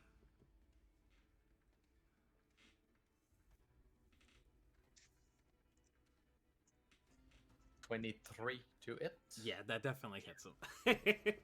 So 2d6 plus 3 plus an extra 2 for the rage. So that's 10 points of damage again. Nice. All right. Anything else you'd like to do? No, that's pretty much it. All right. It's the troll's turn. He'll regain those 10 hit points you just dealt to him. And he will stand up, removing his prone condition. And as he stands up, Wildfire's like, lock, aim, and fire! Here we go! And he'll shoot a heavy crossbow bolts at the troll. As I roll on his D&D Beyond sheet. Here we go. So he rolls a 17, which hits, and he'll deal 5 points of damage to the troll. The troll gets up, he takes a hit, and it's another arrow right to the chest. He goes, got him! Alright, the troll will get up, he sees two people in his way, and he will multi-attack. He'll do a claw attack at each of you. So first to Sharif, because he's the bigger of the two, will miss completely with an 8. He tries to swipe at you, and you just easily duck it. Cray will get hit by a 17, and he will take 10 points of slashing damage. Is it? No, it's 2d6. My apologies. So it's worse. Oh, 11 points of slashing damage. And he goes, ah! And you can see the claws like dig deep into Cray's flesh, dealing massive You damage. need to evade the its. Don't stand in its way. Just evade the its. That's easy. Was Gray still dodging? No, he used his bonus action to do flurry of blows, and he tried, and he failed with his regular attack, unfortunately. Oh yeah. He tried to take advantage of a prone troll. You hear like a lot more noise. It seems like to be like another group out in the distance, but you guys can't tell where it's from. But you know it's coming from the general same direction as the troll. Alright. It is your turn, Marina. What would you like to do? Alright. Bottle of oils aren't working. I'm gonna just pour. I just take a rag, tie it around the base of the tip of my spear. Right. And just pour oil on that and set that on fire. Okay. Item interaction. It's a yeah, that's the bullywug spear. I don't care if it gets burned, and I'm gonna run up and try to stab the troll with it. All right, make an attack roll. Okay. Let's see. Can I flank with this thing? What's my movement? It's 30 feet. I was here. Yeah, you can reach. I can go and flank. Yeah, I'll just hop over the little line that I know is there, and then I'm gonna stab and flank. And that's just a +1 to hit, right? Yep, just a standard +1 to hit. Alright, that'll turn it to a 13. 13 does not hit. I tried. You see that he dodges out of the way, but it looks like he's being very concerned with the flame at the tip of your spear. Yes. Alrighty. You still have your action. Oh wait, you used your action surge last turn. Never mind. Yeah. I tried. I had to use my action surge just to get into range of these people, so it's fine. Raylan, it is your turn. What would you like to do? Going to try it one more time. All right. You don't need to snake this time. But he wants Okay. advantage. But do you want the I got advantage 15. though? I got 15. Please be enough. You feel like that the troll is very occupied to where you could be stealthy. Oh, excellent. Alright, whatever. I'm just gonna keep shooting at it. Alright, make your attack roll with advantage. Yay! He did it! The boy! Oh yeah. 13, that doesn't do anything. Oh, 13, so I roll again, right? Yep, and You have if it's advantage, yep, you have advantage. 12. Yeah, 13 is not. You shoot good. your bolt, but unfortunately it lands no mark. Damn, that's some unlucky rolls, man. Today's not the day. Dude, we're rolling like garbage. There are some people that roll really high every time, and there are some people that roll sadly really low every time. Such as the game with It's D&D. okay. Wildfowler's like, don't worry, little guy, I got this. And he'll try to shoot at it. Instant at one. Come on. He will roll a 19 plus 7, which hits. What the fuck? Oh my god. He'll deal You know 5 what's happening? damage. You know what's happening? What's happening is I'm transferring my luck to him by standing in close proximity. He will. Oh, okay. He will action surge. He's like, he's almost down. I can feel it. And then he will I'm gonna action need you to surge. stand next to me.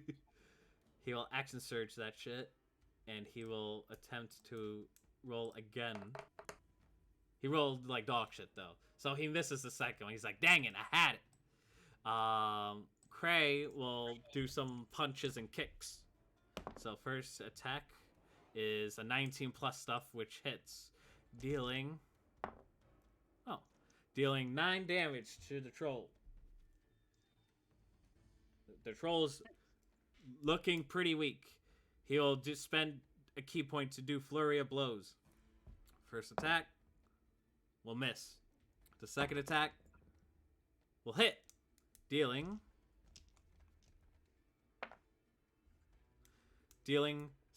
another 6 points of damage as he hits with the quarterstaff, connects to the troll. He tries to do a flaring kick with 2 kicks. The first kick dodges, but the second kick hits.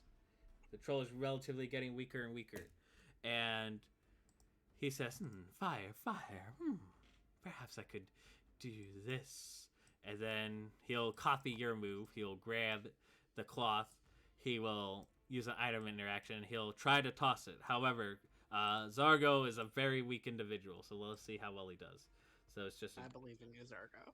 So just a regular dex check here for him. Let me go to his stuff. Do that. Just go straight check. He just hits the troll, so the troll will take half damage. Dealing a d8 of fire damage. But it'll be halved because he rolled well. So he'll take an additional 2. You see the fire explode out of him. He goes, he's flailing wildly. He's looking very, very rough. But that is it for your allies. Sharif, it is your turn. He seems to be on the ropes.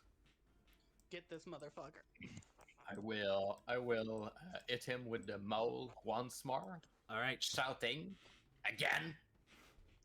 All right. Give me your meat. That's an 11, sadly. Unfortunately, he hears that and avoids it. I will use my bonus action to use my hungry jaw. Okay. To bite him. Sure.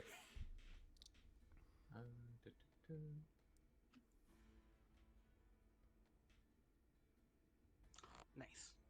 That's a 20 to hit. That hits. Roll your damage. See if you do enough damage or not. So. I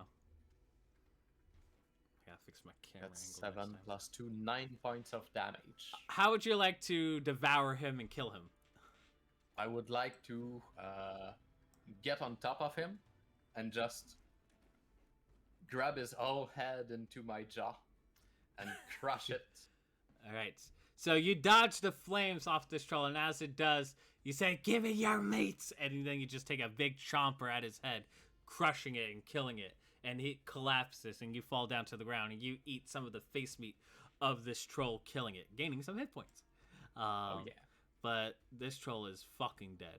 And as you are laying claim, and as the fire seems to disperse in this watery swamp, you do see like a group ahead. Sharif, you recognize this group, as this is a group that you were hoping to find along the way, as a group of lizard folk approach your guys' way. And this is where we'll conclude today's game.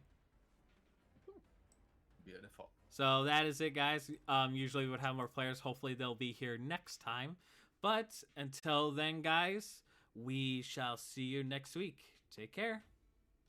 Take care. Bye. See you.